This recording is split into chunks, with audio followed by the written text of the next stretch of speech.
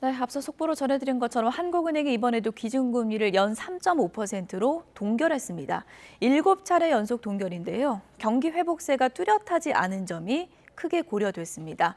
다만 경기가 완만하게 회복되고 있다면서 올해 경제 성장률 전망치는 유지했습니다. 자세한 내용은 취재기자 연결해서 알아보겠습니다. 이영원 기자. 네, 한국은행입니다. 네, 예상대로 이번에도 동결이군요. 네, 그렇습니다. 한국은행 금융통합위원회가 올해 마지막 회의를 열고 금리를 연 3.5%로 동결했습니다. 지난 2월부터 시작한 금리 동결, 이번이 벌써 7번째인데요. 역시나 경기가 주요했습니다. 반도체를 중심으로 한 수출 회복세가 더뎌 경기가 제대로 반등하지 못하고 있기 때문입니다. 또 부동산 PF 부실 등 금융시장 불안도 여전해 금리를 올리기는 어려운 상황입니다.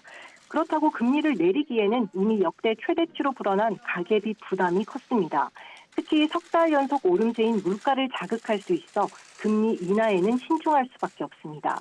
여기에 한미 금리 차도 신경 쓰지 않을 수 없는 대목인데요. 2%포인트로 이미 역대 최대차인 만큼 섣불리 먼저 금리 인하에 나서기는 어렵습니다. 이런 대내외 상황을 모두 고려해 기존금리를 유지한 것으로 보입니다. 네, 경제 성장률 전망치는 그대로 유지했죠? 네, 올해 성장률도 기존 전망치를 유지했습니다. 지난 5월 성장률을 1.4%로 한 차례 낮췄었는데요. 이후 유지해온 전망치 1.4%를 이번에도 그대로 둔 겁니다. 수출 회복세가 더디기는 하지만 그래도 큰 흐름에서 경기가 나아지고 있다는 점을 고려한 건데요. 하반기로 갈수록 경기가 개선된다는 정부의 상저하고 전망과 궤를 같이 한 겁니다. 다만 여러 불확실성을 고려해 내년 성장률 전망치는 기존 2.2%에서 2.1%로 소폭 내렸습니다. 네, 7번째 동결 결정인데 오늘 코스피 흐름은 어땠습니까?